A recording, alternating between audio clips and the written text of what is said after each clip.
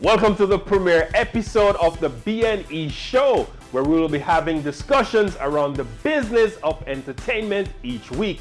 I'm your host, Gerard Watkis, and I am as passionate about the music and entertainment business just like you. My guest started out in the music industry more than 2 decades ago by working in production with Reggae Sunsplash. He then pivoted into record labels, Tough Gong Records, G-Jam Records, and then worked with Island Records, a label founded by Chris Blackwell. He now co-manages the career of one of Jamaica's most successful artists, Sean Paul. He's here to discuss the value of music and the music industry, as well as tell us about the book Look Down, a must-have tabletop with images and anecdotes of his exciting life on the road. Steve Urchin. So Steve, thank you for coming on, brethren. You're the first guest today, so this makes it super special. Premiere, I like it. So for those who don't know, I know all the things I'm about to ask you, but for those who don't know, where are you from? Like, how did you come into the music industry? Boy, I feel like from I was 7 years old, I had a strong awareness of wanting to be in music and entertainment. I tried my hand at a few musical, actual things, singing, guitar, I realized very quickly that I didn't have the affinity for that. So I realized I had to be in the business of music. So from I realized that, probably when I was a teenager, I started throwing parties at my parents' house when I went away for weekends. That burgeoned into a promotional career that took me through UE. And on my last day of UE, I got a call from a friend of mine, Marvin Hall, who said, "Hey, I heard Reggae Sunsplash is looking for some artist relations representatives. Why don't you go and interview?" Went and I interviewed with Sharon Burke, Jerome Hamilton, Robert Stewart, Solid Agency at the time, who ran all the artist relations for Sunsplash. And they said, "Okay, great. When can you start?" And I said, "You don't want to, my degree I don't get my actual degree till next year." And I was ready the degree then. And they're like, no. When can you start? So I said, "Well, tomorrow is my last exam. It's at 4 o'clock. They said, "What time does it finish?" I said, "It finishes at 4. They said, "Be here at 4:30. And from then on, I just never looked back. I've been in the music industry ever since. And I immediately got the understanding of the immediacy and the pace of the music industry. And it was a baptism by fire. What does that mean? What is the immediacy and the pace of the music industry? Well, with music, things can happen very quickly. In Jamaica is a country that actually is known for producing the most music per capita than any country in the world, right? So back when vinyl singles were a thing, we produced more vinyl singles per week than any country in the world, right, per capita. Now, that's amazing. So what that means is, think about it like buying lottery tickets. Every one of those records is a potential winner. But how hard you work, how much you market, how well you market, how marketable that song is, that artist is, or the shows that artist does, everything will create a perfect storm and create that successful single. So when it starts to happen, it's like a pot boiling over. You have to very quickly react and get behind it, or else you're going to lose your chance, because that song might be hot for a week, 2 weeks, maybe less. And if you don't throw wood on the fire very quickly, you lose your fire. In your career, what's the biggest song you've ever worked with, from conception to market? And what was the formula that you use from studio with an artist or anybody you're working with that took it to the top of the charts? I'm actually not usually involved very much in the studio part of it, other than maybe booking studio time or introducing an artist to a producer, or taking a track from a producer and saying to an artist, "Hey, I think this would work well for you." So I can't say that I've been involved that much in that early part of a song. But what usually happens is, like, even especially with Sean, for example, Sean will come and say, "Hey, here's a song I did last night at so-and-so." This producer called me, 10 o'clock at night and say, "I have a hot rhythm, come and listen to it." And he goes and he records it. At that point, it's a studio bounce, it's a demo, but at that point you can still hear if there's the potential of that hit or not. And the one that I remember the most viscerally for me was when he came and he played My Temperature. And he played it for us at the time, and I said, "My God." I said, "This is fire. I just knew." You knew from day one. I felt it. No, you never know, right? Because I like it doesn't mean that you're going to like it or that everybody's going to like it. So, but I felt that immediately. I said, "I feel like this song is going to go, And it went.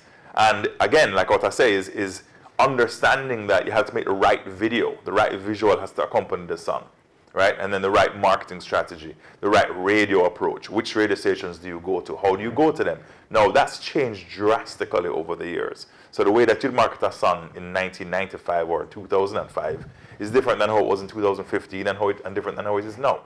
You know, streaming has completely changed the game as how you market, and YouTube has changed the game, even in terms of how you market a video. Back then, you would get a video, and the most important thing about that video was premiering it. So you needed to have that 106 and Park or that MTV premiere of the video, or else your chances of that being a successful video and song was greatly decreased. Nowadays, that doesn't matter anymore. It's just put the video out, make sure that people know that the video is out. People like you are instrumental in now letting people know, hey, go check this video out. You know, social media, influencers, that kind of thing. Digital marketing is now so much bigger than old style analog radio. Radio is still important, absolutely. But now visuals drive songs a lot more than they ever used to in a very personal way, because it's now on your phone. You're not watching it on your TV, or you have to be there at a certain time. You now choose when you're going to watch what you're going to watch. So it's harder and much more pinpoint accuracy to get that song going than it used to be. Do you think artists with the, you've said back in the days Jamaica released the most vinyls per capita. Now I think we're releasing the most digital music per capita. Probably. I mean, every week I see 5 new artists, 10 new artists, and the older ones are dropping music, and it's Constantly, hitting. yeah. Do you think artists, especially from Jamaica, need record labels? Do artists need record labels is a very interesting question. What a record label really is to an artist is 2 things. It's one, it's an investor. It's somebody who gives you a financial base from which to work. So if you have an investor, then you don't need a record label for that. But most artists don't necessarily have that investor. Now, there's also the possibility that you will just go viral. So if a song goes viral without a record label, then at that point, your need for a record label is less. But you might find that in your next single, it doesn't go viral. And you need to work that second single much harder, your third single, your fourth single. You have to work much harder. And then at that point, you might be like, wow, I wish I had that infrastructure that a record label provides. Because that's the second thing a record label provides, is personnel and structure, infrastructure for you to understand and navigate the business, right? Because I don't know how to get to 100 digital influencers in 5 minutes, but they do, because they have a company that does it, or somebody at their company who does that. I don't know how to get to radio DJs in Belgium, but a record label would have somebody who has access to those DJs. So you might make a song, and the song is like, you know, it's not going to do well in Jamaica, or it's not going to do well in the United States, but it might do very well in Belgium and Germany and Austria, for example. And if you don't have an international record company to help you plug into those marketing opportunities, then you're gonna miss your market, and you'll have a song that had a lot of potential but never went anywhere. So just to reiterate, it's infrastructure and accessibility and finance. That's what a record label brings. Now, if you have a team of people, which is happening and more possible nowadays, to have an independent team that can provide you with that, then you don't need a record label. When we come back, you're going to tell us what's the process for taking an artist from obscurity right to celebrity. We'll be right back. This is the B&E Show on CBX. We'll be right back.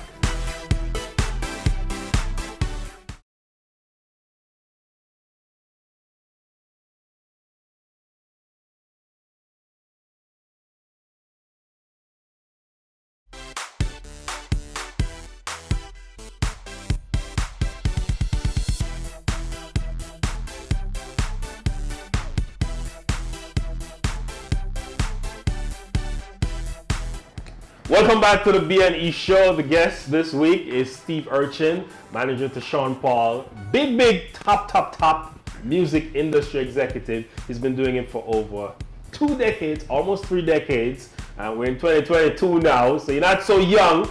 And he's telling us how artists can move from obscurity to celebrity, whether or not they're signed to a record label. So Steve, tell me what's the process like for taking an artist from obscurity, fresh, raw artist off the street, to global celebrity? Man, again, that process has changed so much in how it used to be. Like, the music industry has gatekeepers, right? And always has. So a gatekeeper is somebody who says, look, this is good enough to go through, or this is not good enough to go through. And the more gatekeepers you have on your side is the easier that process and that journey is going to be. The first thing you do when you get an artist, obviously, is get the music right. Like, the music is a product, you have to get the music right. Then the image has to be right. Whether the image is shocking, interesting, scary, attractive, whatever it is, it has to be something that's remarkable and noteworthy. And then you combine those two things, your visual and your music, into a music video, and more importantly, or as importantly, into social media. Social media is now the #1 tool for music discovery, right? TikTok is the #1 platform of music discovery, much to the chagrin of a lot of, music industry stalwarts like myself that believe that music should come first. It doesn't anymore. People are much more interested in the artist as a celebrity, the artist as a personality. So if an artist wants to move from obscurity to celebrity, you have to be willing to work that social media and really, really, really be consistent, because social media rewards you based on what's good for the social media platform itself, which is repetition of always putting out content that people original content, not even original content. It could be reposts. It's just it has to be content that people find interesting, and then a bucket of content that people find is uniquely yours. Tory Lanez is somebody who's been very great at being able to do this, going on his lives and talking about things that get people to react. He did that during the pandemic, and it really created a platform for him to do his own thing. He doesn't need a lot of the pageantry of the record industry that other artists might need because of what he did on social media. So social media, unfortunately, for me and from my perspective, is the key. Or fortunately. Well, I think that what social media does is it takes out some of the gatekeeping, which can be good and can be not good, right? Because back in the day, for you to get a song out, meaning an actual product of your song, here's a vinyl record of my song, there was an investment process that had to happen. And it was a pretty heavy one, right? And then you had to have people who believed in you and wanted to see this record come into the light of day. Nowadays, me and you could record what we're doing right now, put a beat behind it, and put it on Spotify by tomorrow morning. Where's the gatekeeping process? There's none. Now, the difficult part now becomes getting people to listen to that product. How do you get people to listen to the product? Again, you have to use social media, you have to use regular media, you have to use radio, you have to use YouTube. Everything has to point back. The more things pointing back at this song, at this product, just like in any other business, you need things pointing at the product. Repetition is what makes people pick up something. The reason I order Domino's instead of Pizza Hut is because Domino's is more prolific. It's everywhere, right? Whereas Pizza Hut might not have as much advertising in where I am, more things that I look at. So it's also in figuring out where your market is. How do you reach to that market? So Spotify ads, social media ads, Facebook advertising, Instagram advertising, and then getting people who are already on those platforms. Like, find somebody on a TikTok platform who's already popular and say, could you please use my audio in a video that you're doing, so that people will hear it because they listen to everything you say. So that person now, a social media influencer, becomes a gatekeeper for the music industry. So it has changed, and the process can be complicated. So with social media gatekeeping, it's less authoritarian, like a broadcasting commission, which more social. Yesterday they announced that all radio and TV stations in Jamaica should halt music that promote drugs, anything explicit, anything violent. Yes, I saw that. Mind you, the radio has not been the mode of consumption for a large portion of music listeners. Correct. But also, Bob Marley has a song that says, I shot the sheriff. True. And got to have Kaya Now. Mm-hmm. And Gregory Isaacs has a song that says Night Nurse, which some speculate he was talking about drugs in it. So is it that the gatekeeping that's happening now is irrelevant, or you think songs like Night Nurse and so will be kind of a victim to this kind of austerity imposed by the Broadcast Commission? I think that songs that are sort of metaphorical will slip under the rug. They always have, right? It takes a long time sometimes for people to catch on to what somebody uses as slang in a song to find out what it means. And I feel like those are okay. Like my personal view of censorship is if I can listen to a song with my kid in the car and they don't understand what the underlying message is, then I'm okay with that. When it is so spoken out, spelled out, then that this is what this song is about, and my kids go, wow, did that guy just say this, or did that girl just say that? Then that's when I have a problem, and that's when I think, maybe that's not ready for general consumption right now.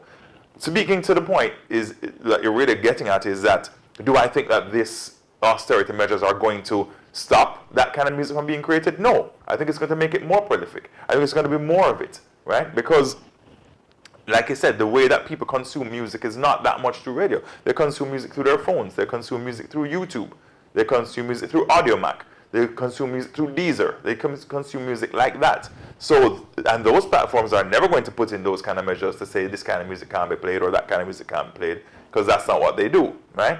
So, and if people want to hear that kind of music, they're going to seek it out and they'll find it where they normally find it. Hence, this is another thing that has to do with gatekeeping, right? That the Broadcasting Commission doesn't have the power to stop how people create right now.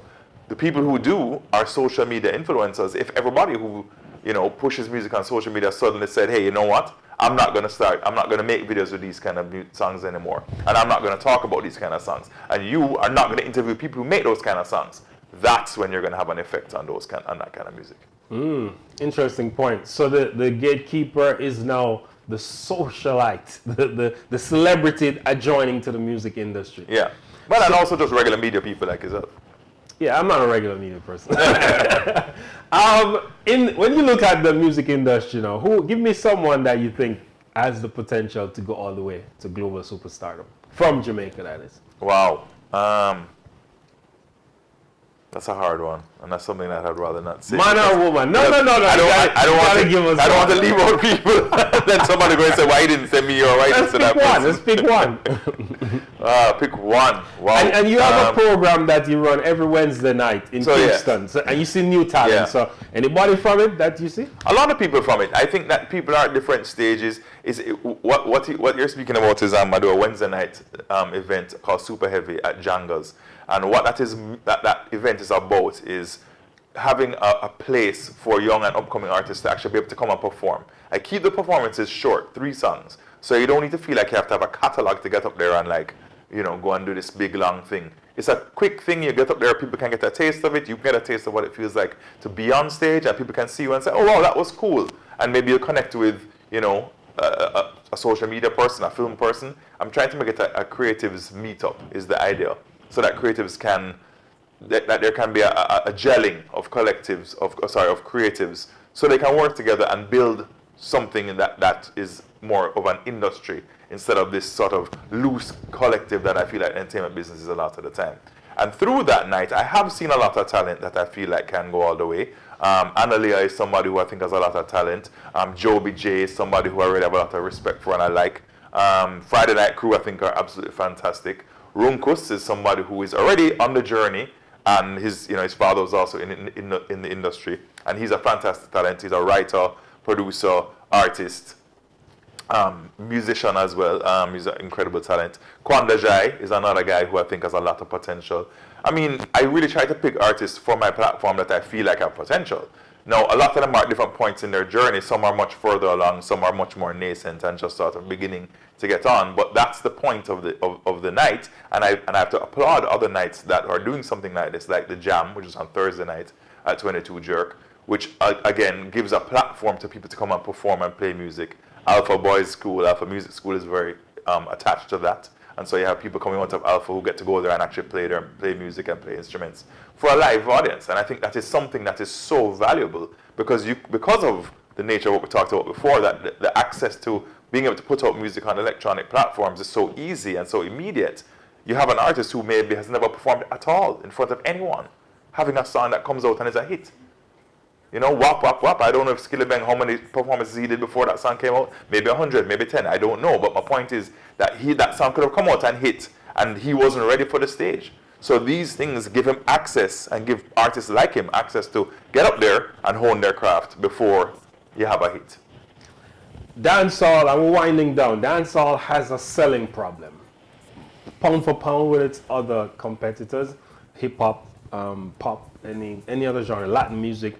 It's not performing on par with the Afrobeat even though Afrobeat took from dancehall. Yes. Right? How do you suggest, as a genre, dancehall gets some more of the market share?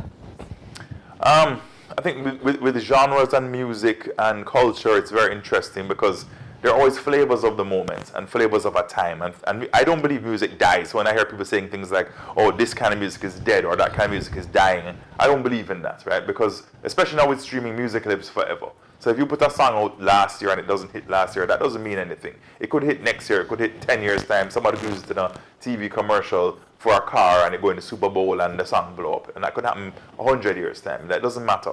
But genres do have times that they enjoy, prominence, and then sometimes that they wane. So right now, I mean, Afrobeat has been around since Fela Kuti, right? Afrobeat is not a new thing. It's changed, and like you said, it has drawn from soca, and it has drawn from dancehall, the more popular elements of soca and dancehall, and said, oh, this is what we need to do to go global, and it's been successful in doing that. I feel like one of the issues for me that with dancehall is that we don't have enough of a core audience.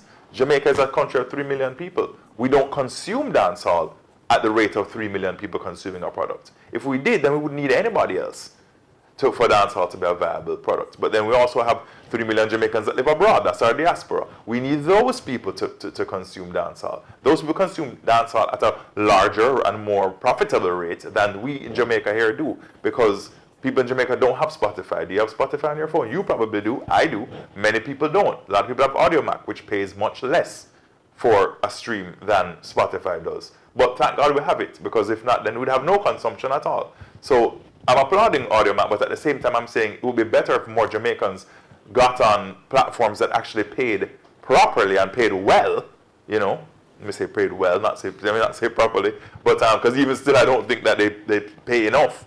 But we don't have a core audience. For example, Latin music. When Latin music enjoys a wave of popularity, there are 600 million Latin people that can go, oh, I like that song. And then they stream it, and they go to the concerts, and they buy the merchandise, and they participate economically in that wave. That's what's happening with Afrobeat right now. You know how many Africans there are living in America, or living outside of Africa, or living in Africa? It's a huge, massive number.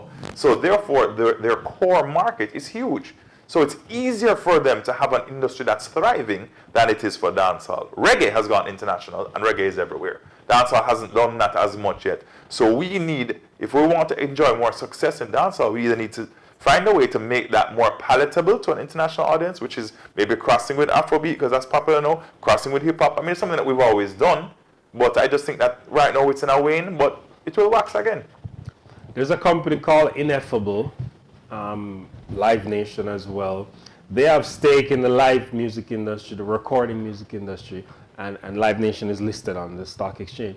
Do you think there will ever be a Jamaican company listed on the Jamaican stock exchange, or any stock exchange for that matter, that the driving force is songs and reggae and dancehall music? I think there needs to be. I think that is, and I'm glad you came to that point, because that's something that's a passion of mine, and I think that is, it's sort of the milieu of your work, is that you need to bring business more to music and connect music to business. I don't think that there's enough serious music businesses in Jamaica. I think a lot of the money that's made from the music that's made in Jamaica doesn't domicile here.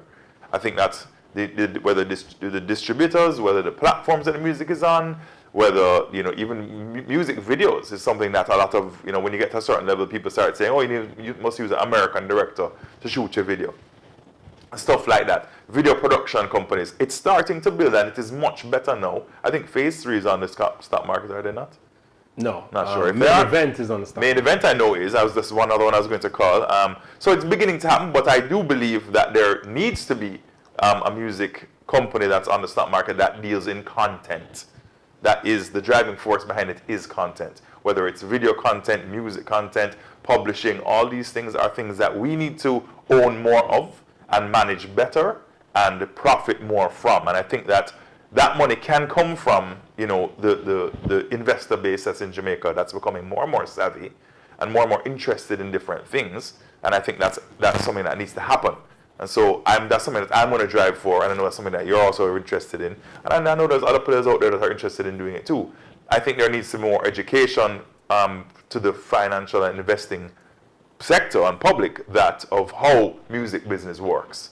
And so therefore, when you invest your money, how are you going to see it back? What are the platforms? Like you said, companies like Ineffable and companies like Live Nation who are not just saying, well, okay, I'm going to invest in this artist and hopefully the music does well. No, they're saying, okay, we want a piece of the live part. If you go on the shows, we want to make money from that. You do merch, you want to do money from that. It's a 360 deal. It's something that artists sign with record labels nowadays, where the label takes a piece out of everything. So if we were to have a company like that in Jamaica, where an artist could say, well, I have a couple of songs and I feel like something is going on for me, I can go and speak to this company, and this company can say, okay, we're going to take a stake in you, and we're going to take it to our investors, you know, and therefore you can now get money to improve your craft and get to your next level. And when you get to that next level and you make money, you pay it back through, you know, stock dividends and such. Steve, you have a lot of good information, and I'm sure the guests learned something. The investors, as do I, we want to know your musical taste. So give me a top 5 favorite artists of all time. Wow, that is such an impossible thing for me to do. 5, Bob Marley, Prince, wow, Sade, Peter Tosh is somebody I always have really had affinity for. Sean Paul. Wow, how much reach? That's 5. Bob Marley, Prince, Peter Tosh, Sade, Sean. Sean should have been number 1. Sean, you hear? I didn't want to show the obvious favoritism. All the bias. Join us next week for another episode of the B&E Show. That's the business and entertainment show right here on CBX, channel 143 on Flow and channel 28 on Digicel. See you next week. Remember, music is money. Jamaica is in the business of music. Thank you so much, Steve. Thanks, man.